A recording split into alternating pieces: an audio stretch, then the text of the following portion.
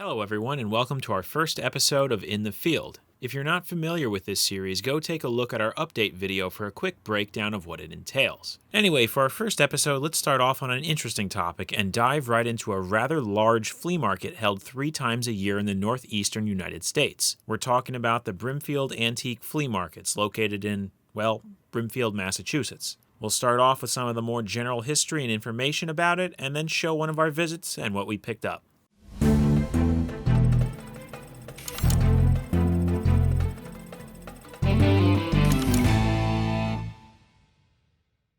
Originally started in 1959, this market is considered to be one of the country's oldest outdoor flea markets. Since its inception, it has swelled and waned as far as vendors and visitors, but regardless, the show continues to be held 3 times a year. The first being in May, the second in July, and the third in September, all of which usually fall towards the middle of the month and go from a Tuesday to a Sunday. Unlike your traditional flea market, this one actually consists of 17 independent fields, each owned and operated by different individuals. Depending on the year, show, or day of the week, these fields will open at different times with a handful sometimes charging a small admission fee. Okay, so let's get some basic bits out of the way as far as what you need to know about the market as well as a bit of its recent changes. Generally, parking isn't too bad. There are a number of areas around town where you can park. Oftentimes, they are just an adjacent field or a person's property. Costs can run anywhere from $5 to $20 depending on proximity to the market. People usually agree that the best show to go to is the May one, with the best days to go being Tuesday through Thursday, as the closer you get to the end of the week, the less vendors remain. If you get there early enough, you could technically cover most of the market in one go. However, it really all depends on the time you arrive. On average, most fields will start winding down around 4 or 5 p.m. and will usually be closed by 6. But some fields will open up as early as 5 a.m. and close as early as mid-afternoon. Here, for example, is a chart showing all the fields with the days and hours they're open. Depending on the year, these figures may fluctuate.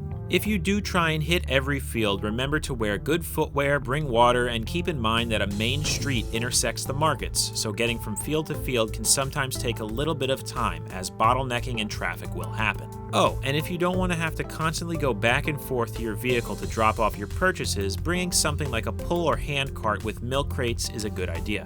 That's usually what we do. Alternatively, when you walk around, you'll often notice people dressed usually in bright colored shirts or clothing called porters. These guys are available to hire by way of cash for a number of tasks, from something as simple as loading a piece of furniture into a vehicle to shadowing you as you buy a number of items. As far as how the market is divided up, oftentimes you'll see a sort of theme with certain fields. It's not as straightforward as one market being for paintings and art with another for tools and parts, but on occasion you will see that a number of vendors selling these will sort of coalesce together. In recent years, however, Brimfield has slowly seen an increase in artsy, almost hipster-type vendors and booths. They tend to sell all sorts of items from genuine antiques to reclaimed and what is known as upcycled items. There is a sort of sentiment that a few of the fields in Brimfield have slowly been turning into almost an Etsy showroom. Sure, a majority of the booths and vendors are still selling antiques, vintage stuff, and generally what you'd expect from a flea market by way of traditional means, i.e. having them laid out plainly for you to see and inspect.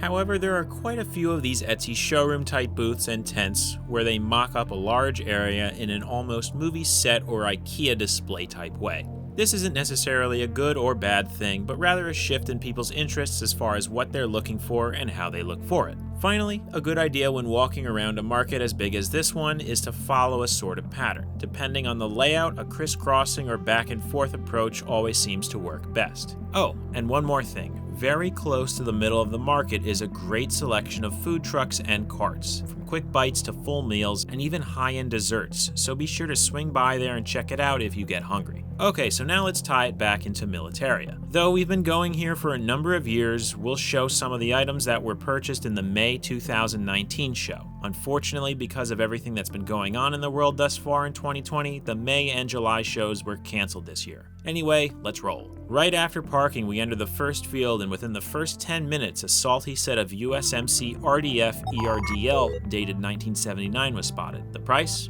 About $15. With Brimfield, one thing to look out for are the vintage clothing people. As you'll see right here, this tent was very trendy and had all sorts of older clothing in it, but be careful with these as they can be both good and bad. Here's an example of an absurd misidentification seen in another vintage clothing booth. This is a recent commercially made Camo Distributors brand tiger stripe shirt. Based on its condition and the inclusion of this patch, it's clearly a piece made for a paintball arena or company. However, look at what the vendor was calling it and the price he was trying to sell it for. Anyway, in this booth we found a few interesting pieces, one of the best being a South Korean Marine Duck Hunter camo shirt that was in great condition. It was selling for $50, which was haggled down to $35. Moving on, we came across an actual surplus seller who had everything set up and was pricing items to move.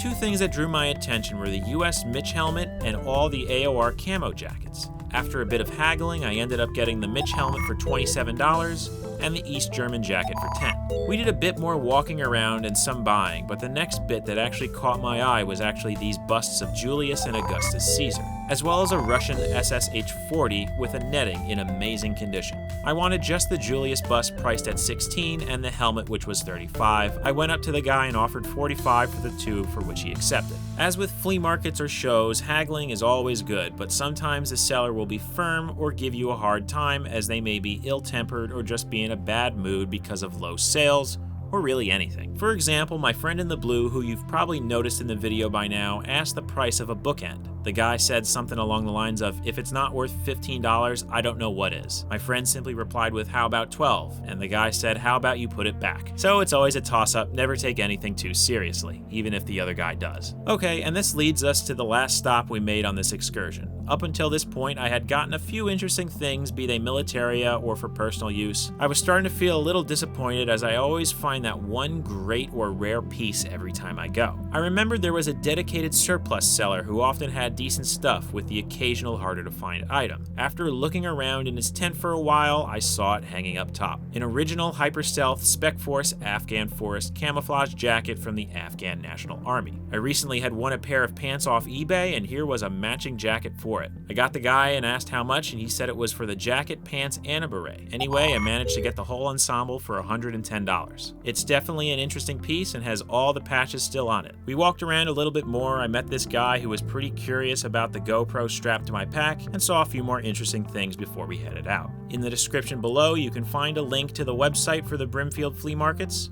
with all the information you'll need for upcoming shows. And with that, we've reached the conclusion of our first In the Field video. We hope you found it enjoyable and helpful for those curious about attending. Be sure to subscribe for more In the Field and other videos right here on Uniform History. Catch you guys later.